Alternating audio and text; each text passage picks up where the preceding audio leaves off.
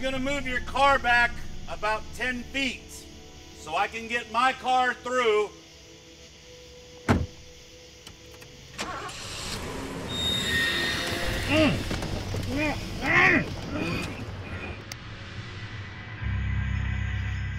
Oh my God. Aren't you gonna help me? I can't touch him. I never asked you to do this for me. He has to pay for what he did to you. And if he refuses to confess? He will have no other choice if he ever wants to get out of here. Hello? You can scream all you want. No one can hear you out here. I need you to confess. I don't know what you're talking about. In how many pieces is she going to find you? You need to take your medication, or you lose control. Tell me we have the right guy downstairs. You have to believe me.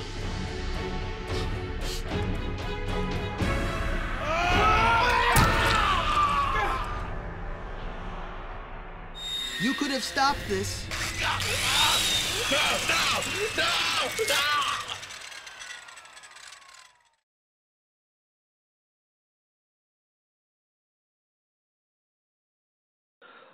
All right. So what about the filmmaking industry drew you in? You know, I wanted to be a writer. That's really all I wanted to be. I started writing scripts, and I was trying to sell scripts, and I kept going to, you know, pitch fests and stuff like that. I had no intentions of actually making a film, but then once I saw how hard it is to break in, somebody gave me the brilliant idea that if I actually made one, that people would be able to discover how amazingly talented I was as a writer. So, you know, I thought, okay, I'll make one and that's it. But it doesn't really work that easily. And once I'd made one, I kind of got hooked on the actual filmmaking process of it itself, in terms of actually seeing what you write come to life and have complete control of it creatively. That I just really got hooked on the whole process, you know, just putting it together and bringing this entire world that you created in your mind to life. Does that work better? Is that a better resume when you actually have something that's tangible like that, as opposed to just writing a script and submitting it? I mean, it's a double-edged sword, because you also end up writing a lot less, right? Because now you have spent, you know, I want to say 80% of my time is producing more than anything else, and it takes so much energy from you, and it is the most uncreative job you can possibly imagine, because between dealing with, you know, with investors and dealing with distributors and all that stuff, it's all business. It's a lot of legal stuff, and it's not really at all creative. So it takes away some of the fun stuff that I really wanted to do. But at the same time, it's definitely, you have more opportunities to be known and to have people know your work. You know, because now you're playing, you know, various roles. So, I mean, for me, it works. I think it works with my personality. I'm a little bit of a control freak, I guess.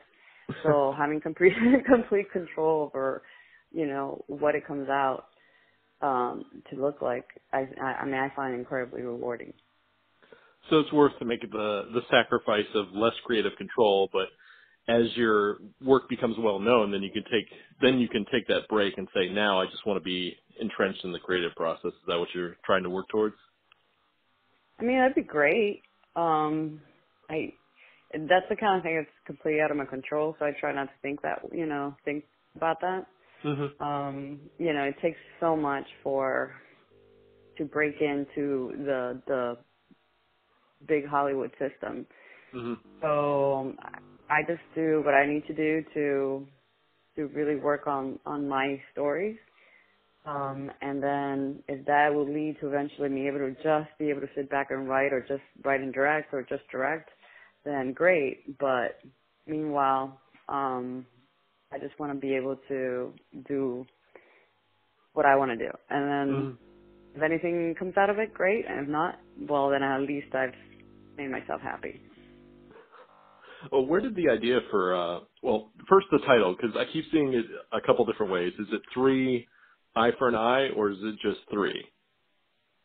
Well, I guess technically it's just 3. Okay. In North America, it's being released as 3, an eye for an eye. So that doesn't mean it'll be released under that title anywhere else. Oh, okay. Because every distributor will choose, I mean, like All Girls Weekend was released as Dark Mountain in the UK, so they'll change the title. In North America, Encore Entertainment decided to add the an eye for an eye because it made it easier to search, which makes perfect sense. I mean, you need to be able to find the film to be able to see it. Yeah, when I interviewed Sadie Cass a couple months ago, her movie Party Bus to Hell, it was originally called Party Bus to Hell, but then they decided to change it so it would come up sooner in searches, Bus Party to Hell. But that kind of just ruins the flow of the title. But I'm not a marketing guy. I'm just a journalist, so. Yeah. They also, they prefer titles, that come up. It's two different things. One of them is just to be able to look for them, period. The other one is, which is the issue with 3. If you just put 3 in Google, you're going to get like 800 million results. So you needed something else more to the title to be able to search it. But on top of that, you also, in terms of marketing, you also want a title. People tend to, when they're going to rent a movie, look at, a list of films. And so they're going to start scrolling, and that's 99.9% of the time is listed alphabetically. So if you have a title that starts with a Z or an X or something, people, the majority of people are not going to get your title to be able to decide, oh, that sounds great. That looks great. I want to rent that. On iTunes and Amazon, all that stuff, new releases, they want a title that comes up at the top of the list and not, at the bottom. Okay. Where did the story for 3 come from? It was a combination of a bunch of things happening at the same time. I wanted to make a film that was with, very limited amount of cast and set in one location. So I was throwing around ideas in my head about that. I had, I thought of the movie Bound with Jennifer Tilly and I forgot who else, Gina Gershon. And I thought, well, something like that. That would be something cool. So it could be just 2 people who kidnap another person, and why would they kidnap? And I was in the middle of thinking all that when Anita McGinnis, who plays the woman in the movie, she had been diagnosed with breast cancer. And I had already told her at that time that I would write a role for her as soon as she was better. And so she had just had a double mastectomy, and she posted a picture of herself topless as a show of force, power of empowerment, showing the scars on her breast and so on. And I understood the empowerment, but at the same time, I mean, it's quite shocking to look at. And I just thought, and that just gave me the whole idea of it being a rape victim. And, only I could turn cancer even darker, right? So that together with the original idea turned into a man and a woman who kidnapped the men who allegedly raped her to try to extract a confession from him. As far as casting goes, did you have anyone in mind for the story, or was this just up to the casting call? I mean, she was going to be playing that role because I wrote that role for her. That was always going to be her. And then the man in the film is somebody that I had already been talking to about producing something together. So he was a natural person to play that role. So it's just a matter of casting the rapist or alleged rapist. And so that was the only auditions that we did do was for that role. And he actually was not the first choice just because he didn't submit right away. So we had 2 possibilities. One person got conflicted out because of schedule. The other person didn't feel comfortable with the role. So he turned that down, and we ended up with Mike, who was recommended. He had worked with another friend of mine, and who spoke very highly of him. And I'm so glad, because I mean, I can't imagine anybody else taking that role now. And he did such an awesome job. When trying to craft something where there's a little bit of doubt as to whether a person's guilty of something, there's kind of that, you get in kind of that nebulous territory like we saw in like Hard Candy, where we're not quite sure if that person did commit something. How difficult is that to pull off and make believable? I mean, it's definitely very difficult. I think in Hard Candy you never find out, right? Am I remembering wrong? Well, there's a conflict at the end where the guy says that he was witness to it, but that the other guy that she'd already killed did it. But then Ellen Page says to the guy, well, that's exactly what your friend said. And then the guy kills himself. So we don't have a solid answer, but we know that you don't have a solid people, answer. Yeah. But we know that both people are now dead. I do remember that I debating with somebody else whether he had done it or not. There is an actual answer in this one. So I hope that gives, I don't know, some closure to people. I didn't want to spoil it for people that haven't watched it yet, so I'm not going to say if it's one way or the other, but there's no question mark at the end. There's no question in this one. There's definitely an answer, which, you know, there is something fun about leaving it open and have people, you know, debate back and forth. But this film is so twist oriented that you need an answer for it, especially because of the last, very, very last twist at the very end that, you know, just comes on just as the movie's about to end. So you needed that answer. But yeah, it was hard. It was hard for the actor, because how do you play that believably and yet at the end have it believable one way or the other? And you have to, I don't know, guide them to play in a certain way so that you can sell the idea to the people and have them, you know, take that roller coaster of, wait, he did do it. No, he didn't do it. Wait, he did do it. I mean, if it's done well and if they, you know, and they go along for that ride, then they're really going to enjoy the film. If they're convinced one way or the other from the beginning, then it's no fun. Then you're just torturing a guy just to torture him. Right, exactly.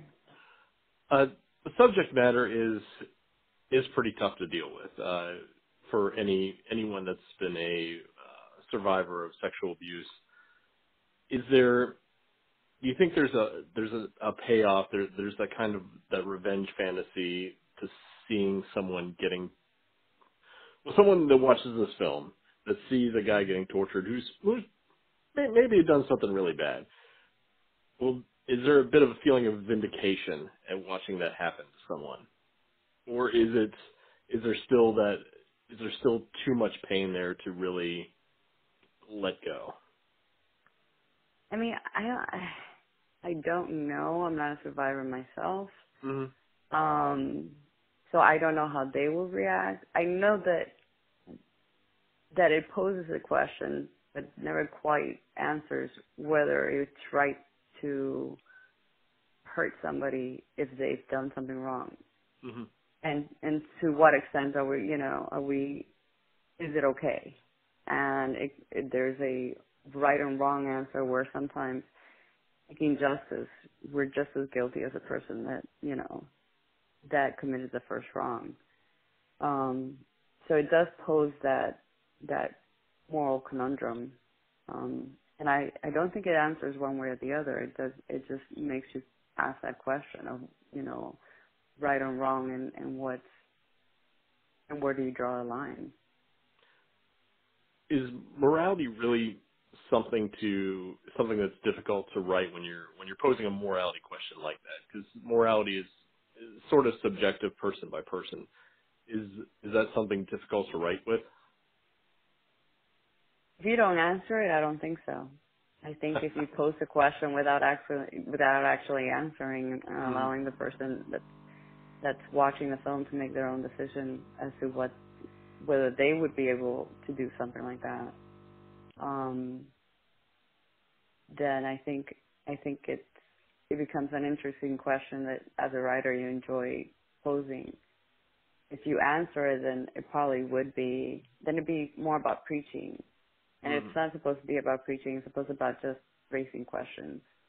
So that it can be an open debate about it. To get your victim, well, I wouldn't want to call him a victim because he's kind of not really a victim, but let's say you're the alleged rapist and the gentleman that has to extract the information from him. How do you get those two to have an on-screen relationship that is believable? How much work went into that? It was on set. They really had never met before the very first day of filming. But you had really incredibly talented actors that had a very wide range of, talent. And I think that having people who are believable on paper helps tremendously. But on top of that, it was easy to, since they're supposed to be strangers in the story, it was easy to portray, I think, because they hadn't met before, and it was like, okay, we're seeing each other for the first time, and we're adversaries from the get-go. So they made my life a lot easier as a director since they were such good actors. But it seemed to happen very organically, where they just fell into those roles, and the tension between them was apparent from the very first scene that we shot. Did they ever rehearse together, or did they rehearse separately? They rehearsed separately. They never met or talked on the phone or anything before the day that we started filming. Wow. Yeah. Looking back at the final cut of the film, are there any concessions that you had to make to the final product, or were you able to get everything that you wanted on film? We did. I mean, basically what we had to give up in order to have a completed film we had a lot of delays during filming because of the location. We had people staying at the house where we were filming, so they were making a lot of noise. So we're constantly having to knock on the door and be like, can you please stop, watching TV, or can you not flush your toilet? we hear that on the sound. At one point, we had to put 3 mattresses against one of the doors so you couldn't hear the noise coming from next door. Because it had a little, what are we called? An in-law apartment that was attached to the house. Oh, It shared a door, and so a lot of sound would come through that. So we had that. We had the fact that it rained really hard one night and it flooded the basement where we were filming and took out all the electricity in the house. And then finally we had on this glass screened in porch, they had taken out the floor. And so when we got to the house to film, there was no floor there. So we literally had to put plywood on, and put the furniture on top of it. So those were delays that, easily took a whole day out of filming for us when you put it all together. And so what we had to give up on a lot was just a lot of the moving shots. Those take so long to set up. And we just had to do on some scenes just the basics, just to be able to get a completed film in time. So for filmmakers out there that are coming into the business, maybe it's best to invest in a soundstage. Yeah, I mean, the thing is, sound stages are so expensive, and then it's not even just a sound stage, renting a sound stage, but also creating, the set. So that's where being on location is so much better. You have you have your set already built, and it would have worked out fine had things worked out the way they were supposed to, where, there wasn't supposed to be anybody at the house. But I'm telling you, it was just like, what else can go wrong? Like, everything just went wrong. The fact that we completed the film is a miracle. And we never had to, like, go back and do reshoots or anything like that, thank God, because I don't know what we would have done. You have to have a very a darkly lit room so you couldn't see anything and shoot in somebody's garage. I've seen it done. Yeah. When and where will people be able to see the film? Well, it's releasing in North America, so it's both the U.S. and Canada, on August 7th, which is next Tuesday. And that's on VOD, and then it's going to be out on DVD on September 11th. Is it getting a theatrical run anywhere, like in L.A. or New York? Just in Atlanta, where I'm based out of. Okay. Mostly just so that we can share with our, friends and family and, other filmmakers in the area, since this is such a growing market right now. Yeah, Atlanta's just, wow. Yeah, exactly. The first time I ever got to go to Atlanta is when Netflix brought me out for Stranger Things. I didn't really think it was much of a movie making place, and then I saw that production. I was like, wow, I hope everything moves here. Yeah, no, it's then it's a lot closer to me. Growing. Right? It's so convenient for us. I don't have to take 3 connecting flights to get to LA anymore. What is your next project going to be? Well, in September, I'm shooting my part of a all-female horror anthology. And so I'm doing that in September, and then after that, I'm going to be doing a sci-fi horror film, about basically, it's about a man who wakes up after World War III to find that he's the only surviving man in a colony of all women. Sounds like fun, but it isn't. It sounds like every man's dream.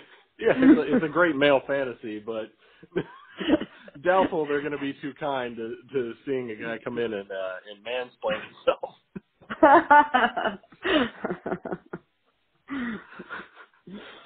As far as identity politics goes in films, what is the best way to express that or to show that without turning off a certain portion of the audience? Is there a way to strike that kind of balance? There's some people who are always going to be sensitive no matter what. Mm-hmm. I hope that even, something like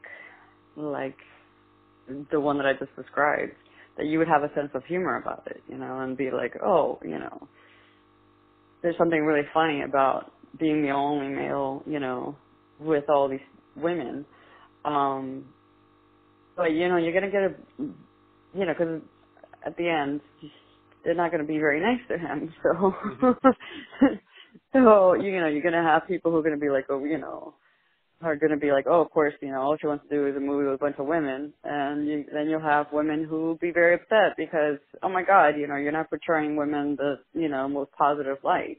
But it's a horror film. I can't have them be nice to him. Because then it's not horror. There's no point of a utopian film in a horror movie. They don't go together. So, I'm going to be pissing off a lot of people, but that's okay. That's what makes filmmaking fun. You get to tell the stories you want. You get to do things that sometimes no one gets to do. Like guys like me just failed in the film industry, so we decided, if we can't do, we'll write about it. So you get to do that thing we don't get to do. It's not easy. It just takes I don't know. It takes a level. You have to be able to, I don't know, not take no for an answer, I guess. Yeah, you have to have a certain level of grit to be able to make it in this industry, and some people just don't have it, and then some people work really hard at it, and get there. And like yourself, I mean, I couldn't do it. I had to give up, but people with a lot more talent can make it, obviously. Well, I mean, I don't know about talent. Well, I've got a reality television guest starring appearance under my belt, and you've got film. So, well, I'm sure if you wanted to, you know. But I mean, you just have to be able to like not take no for an answer, you know, like just not listen to naysayers and make a lot of sacrifices. I mean, I gave up a lot to make films. And sometimes I question my sanity. Don't get me wrong. I'm like, why did I give up? I had a really cushy job and, you know, I had all these luxuries and now I'm like, you know, starving artist. Why did I do this again? So, I guess my mom would be a lot happier if I was, you know, just doing my old job. So for up and coming filmmakers out there, people that just want to break into the industry as a whole, they have to make these sacrifices. There's just no way around it, right? You have to be willing to take that big jump if you want to even get your foot in the door. I would say yes. I mean, there's just no other way. It's just promoting yourself. It's a full-time job.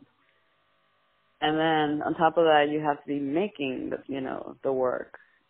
And then it's like I have like 5 different jobs, especially because since I produce and I write and I direct, it's like 5 different jobs put in together because between creating the content, getting, the funding for it, then afterwards, putting the whole production together, doing the production, post-production, and then all the work into the sales and the marketing of the film afterwards. I mean, you're talking about a good 3 years of your life spent on working on one film. And you might interlap a little bit, start, pre-production while you're still marketing the old one, but it's still like, it's overwhelming. It's an incredible amount of work. And at least at this level, you're not putting any kids through college with what you're making. Mm-hmm. So if you really think about it, if you go get a part-time job at McDonald's, you probably make more money for all the hours, you just spent on making this film, So I don't know. You have to be just a little crazy to do it. I think that's the best advice you can give anyone. You have to be sort of out of your mind to make it in the industry, which I can agree with. It takes that weird level of devotion that it's almost a lifestyle. It's not a job. It is life.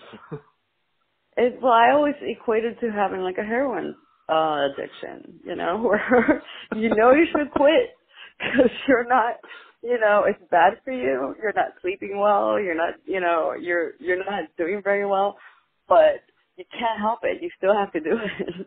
So you get that one hit and it's perfect. Everything's great for a month.